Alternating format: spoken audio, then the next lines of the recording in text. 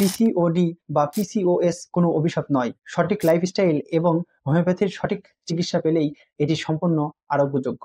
আজ আমরা কথা বলবো মহিলাদের খুবই সাধারণ এবং কমন একটি সমস্যা পিসিওডি বা পিসিওএস সম্পর্কে।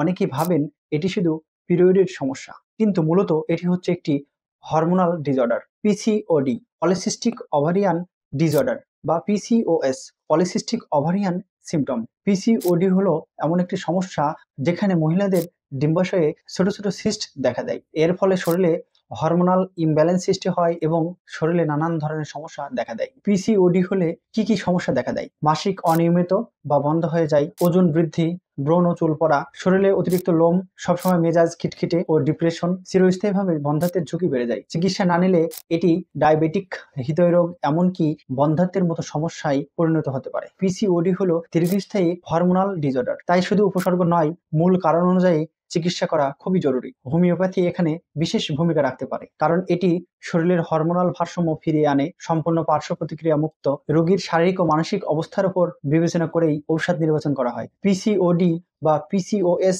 এর চিকিৎসায় বিশেষ কিছু জনপ্রিয় হোমিওপ্যাথিক মেডিসিন রয়েছে। এগুলোর মধ্যে হলো পালসেটিলা, মাসিক অনিয়মিত, দেরি করে আসা বা হঠাৎ বন্ধ হয়ে গেলে এটি কার্যকরী। সিপিয়া, হরমোনাল ভারসাম্য নষ্ট, ব্রণ, মাসিক অবস্থায় খিটখিটে মেজাজ এবং দীর্ঘদিন ধরে বন্ধ্যাত্ব দেখা দিলে এই মেডিসিনটি কার্যকরী। তৃতীয় এবং খুবই গুরুত্বপূর্ণ একটি মেডিসিন ল্যাকাসিস। এই মেডিসিনটির মূল লক্ষণ হলো যাদের মেনস্ট্রুয়েশন দেখা দিলেই সকল সমস্যার উপসর্গ হয় এবং গরমের সময় সে বেশি আরাম বোধ করে। ক্যালকেরিয়া কার্বনিকা, এই মেডিসিনটির মূল লক্ষণ হলো স্থূলতা, অনিয়মিত ঋতুস্রাব, অতিরিক্ত ঘাম, মাথার ঘামে বালিশ ভিজে যাওয়া, ডিম খেতে বেশি ভালোবাসে, আরো বিভিন্ন লক্ষণ আছে। এটা মূলত মেদপ্রবণ রোগীদের জন্য বেশি কার্যকরী। হোমিওপ্যাথিতে রোগীর সম্পূর্ণ ইতিহাস এবং শারীরিক গঠন বিবেচনা করেই ঔষধ নির্বাচন করা হয়। এজন্য অবশ্যই একজন রেজিস্টার্ড হোমিওপ্যাথিক চিকিৎসকের পরামর্শ নিয়েই এই মেডিসিনগুলো সেবন করা। পিসিওডি বা পিসিওএস কোনো অভিশাপ নয়। সঠিক লাইফস্টাইল এবং হোমিওপ্যাথির সঠিক চিকিৎসা পেলেই এটি সম্পূর্ণ আরোগ্যযোগ্য।